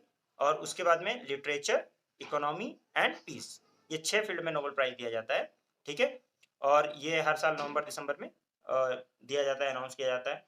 और इंडिया में भी कैलाश सत्यार्थी को मलाला यूसुफ़ज़ई के साथ जो है मिला था। उसके अलावा विजय सेन को मिला। ऐसे कई लोगों को जो है नोबेल प्राइज़ मिल चुका है, इंडियंस को भी कई लोगों को मिला है। लेकिन ज़्यादातर जिनको मिला है वो इंडियन ओरिजिन के लोग हैं, लेकिन इंडिया में रहे नहीं हैं, उनको सिटीज़नशिप नहीं, जैसे हरवीर गोविंद खुराना वगैरह थे या सीवी रमन थे। इन लोगों को जब मिला है तो ये लोग इंडिया के सिटीज़न नहीं हैं। हम लोग कहते तो हैं लेकिन दे वर नॉट द सिटीज़न, वो इंडियन ओरिजिन के थे। वो लोग अमेरिकन सिटीज़न या कहीं सिटीज़नशिप और कहीं की एक्वायर कर रखी थी। ठीक है? हाँ, कैलाश सत्यार्थी ने बचपन बचाओ आंदोलन चलाया था, उसमें उनको नोबेल पीस प्राइज़ मिला था। ठीक है? तो ये आप ध्यान रखिए। और ठीक है, तो स्टॉकहोम के अंदर, स्टॉकहोम में कन्वेंशन हुआ 1972 में, जिसको ह्यूमन एनवायरनमेंट कन्वेंशन कहते हैं, और उसमें बहुत सारे डॉक्यूमेंट साइन किए गए। और उसके अंदर उसी से सारा मतलब एनवायरनमेंट की सारी बातें फिर शुरू हुई हैं ठीक से, जो सही में उसी के बाद UNEP, United National Environment Programme भी पिक्चर में आया है 1972 के कन्वेंशन के बाद। और उसी स्टॉकहोम कन्वेंशन के अंदर बहुत सारी चीजें डिसाइड की गई, जबकि 5 जून को वहां स्टार्ट किया गया था, तो इसे ये भी डिसाइड किया गया कि 5 जून को एनवायरनमेंट डे मनाया जाएगा। और इस तरीके से वो चीज़ें शुरू हुई। तो स्टॉकहोम में वो शुरू हुआ था वो कन्वेंशन, और उसी साल हम लोग भी एनवायरनमेंट के लिए बड़े कंसर्न हुए, और हमने जो है वाइल्ड लाइफ प्रोटेक्शन एक्ट 1972 पास किया। उसके अंदर वाइल्ड लाइफ को सबसे पहले प्रोटेक्ट करने के लिए हम लोगों ने सोचा, और उसके अंदर हमने वाइल्ड लाइफ प्रोटेक्शन के अंदर 6 शेड्यूल बनाए। और देखें यहाँ पे वाइल्ड लाइफ प्रोटेक्शन एक्ट यहाँ से, और ये बात की हुई है क्योंकि शेड्यूल ही मेन इंपॉर्टेंट है इसके अंदर। वाइल्ड लाइफ प्रोटेक्शन एक्ट 1972 के अंदर 6 शेड्यूल हैं, पहला आप याद रखेंगे। और ये वेरिंग डिग्री ऑफ प्रोटेक्शन है। एग्जाम में क्वेश्चन क्या आता है कि poaching, smuggling, illegal trade off the animal जो है, ठीक है, उनके लिए लिस्ट शेड्यूल 1 से लेकर शेड्यूल 4 तक प्रोहिबिटेड है। ठीक है, पोचिंग नहीं कर सकते, स्मगलिंग नहीं कर सकते, लीगल ट्रेड नहीं कर सकते। तो शेड्यूल 1 से लेकर और 4 तक प्रोहिबिटेड लिस्ट है। क्या होता है schedule 1 and part 2 of the schedule. तो वल्चर वाले में देखिए ये इसी बार बार वही बात पूछेगा कि देखिए recently which of the following drug has been reported as responsible for the vulture death? Diclofenac sodium. देख रहे हैं, अब ये आ गया। अब एक बार इन्होंने पूछ लिया, ये पेन किलर के तौर पे यूज हुआ, वो पूरी कहानी लिख दी। उसके बाद में फिर यहाँ पे फिर क्वेश्चन आया, which of the following given, ये cattle given to the cattle is responsible for the nearly extinction of the vulture? क्या गया? डाइक्लोफेनिक। ठीक है, डी आंसर। फिर क्वेश्चन पूछा कि rapid growth and the decline of the vulture population, ठीक है, वो population is mainly due to, क्यों होता है ये? तो ओवर, वही सेम चीज, ठीक है, 2019 में पूछा हुआ है। उसके बाद में फिर देखें ये वाला क्वेश्चन फिर आया, री एग्जाम हुआ 2015 में, उसमें भी पूछा। देख रहे हैं, अलग अलग तरीके से पूछता है लेकिन पूछा वही है। देखो, administer the pain killer to the cattles, वही तो है डेक्लोफेनिक। फिर देखें वल्चर का फिर यही क्वेश्चन 2012 में यूपीएससी ने पूछा हुआ है। वल्चर भी use very common in India countryside some years ago, recently अभी नहीं है। तो क्या होगा? A drug use by the cattle owner, ठीक है, for treating their disease of the cattle. बस यही एक कहानी हो जाएगी, समझ रहे हो ना? वो मेन हमें ये पता है कि टेक्लोफेनिक की बात कर रहा है, ठीक है ना?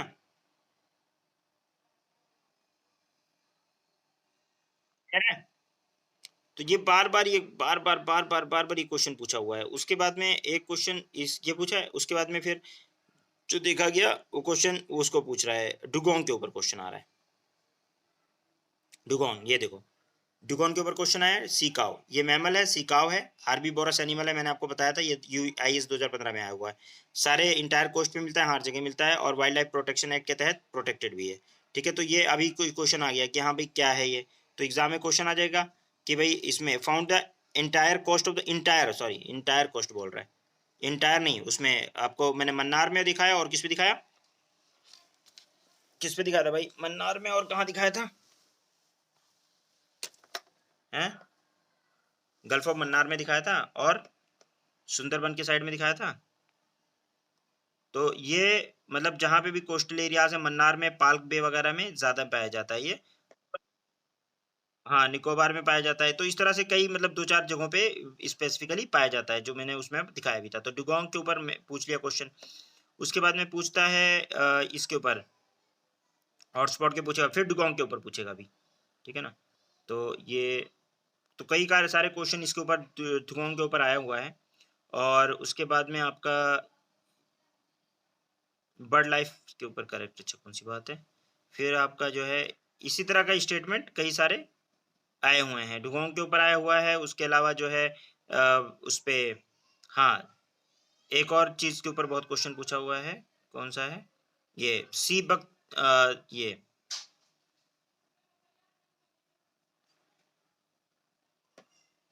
बता दूं उसको मैं,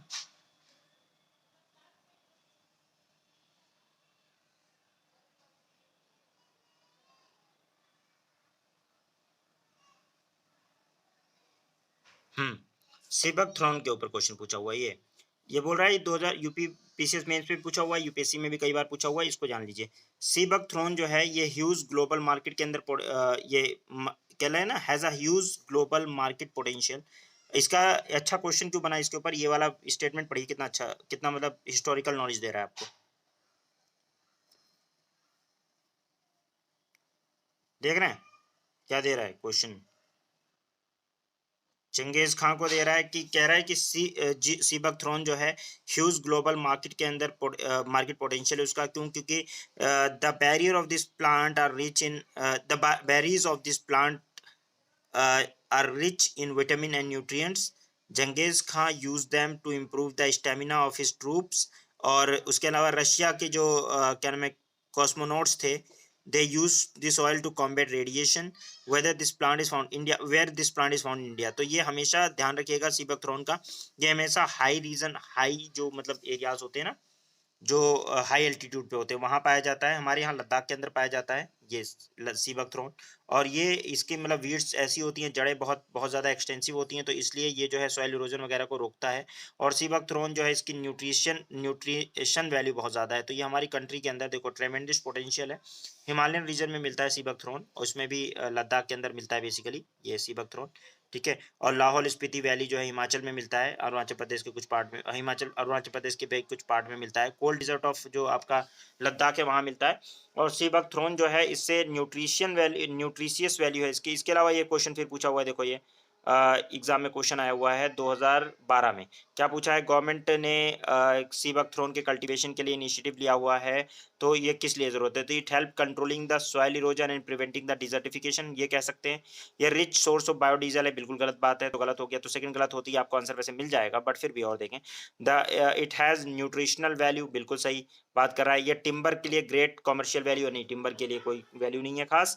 मेन जो इसकी वैल्यू है वो बेसिकली न्यूट्रिशियस वैल्यू है, और ये सॉइल कंजर्वेशन में काम करता है।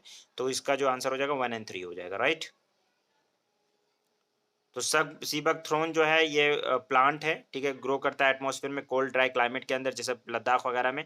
बुशी होता है, कैरेक्टर में हाई डेंसिटी होती है ब्रांचेस की, इसलिए सॉइल इरोजन वगैरह को चेक कर लेता है, सॉइल स्टेबलाइज करता है। ठीक है, और इसके फ्रूट्स जो प्लांट के हैं बहुत न्यूट्रिशियस जूसी होते हैं, और ये जो होते हैं ये मतलब न्यूट्रिशन के लिए बहुत हेल्पफुल होते हैं, इसलिए चंगेज खां अपने सिपाहियों को इससे स्टेमिना बनाने के लिए खिलाता था। ठीक है, उसके अलावा फिर वही वल्चर वगैरह के क्वेश्चन, तो ये 2-4 टाइप के क्वेश्चन बार-बार पूछता है, जैसे वल्चर के ऊपर क्वेश्चन पूछ लिया इसके ऊपर। और उसके अलावा जो है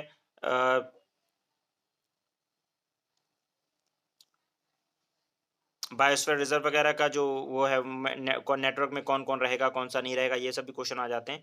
और बाकी कार्टेजिना प्रोटोकॉल, ये सब जो अभी आएगा प्रोटोकॉल्स, तब हम उसकी बात करेंगे। नगोया हो गया, कार्टेजिना प्रोटोकॉल हो गया, और बायोसेफ्टी का, ये हमारा कल के लेक्चर से हम लोग इसको स्टार्ट करेंगे। तो अभी आपका खत्म नहीं हुआ है, इसमें भी बहुत सारी चीजें जैसे साइट्स हैं, REDD है वगैरह, ये सब बताना है, क्योंकि क्या होता है ना, सब इंस्टीट्यूशन से इंटरकनेक्टेड है, तो इसलिए फाइनेंशियल इंस्टीट्यूशन से भी इंटरकनेक्टेड है क्वेश्चंस में। तो मेनली जो थ्योरेटिकल पार्ट था वो ये था जिसमें हमने बात कर ली। इसके बाद में प्रोटेक्टेड एरिया नेटवर्क, अब आप लोग उसको बनाते रहेंगे। अब हम लोग जो है, क्योंकि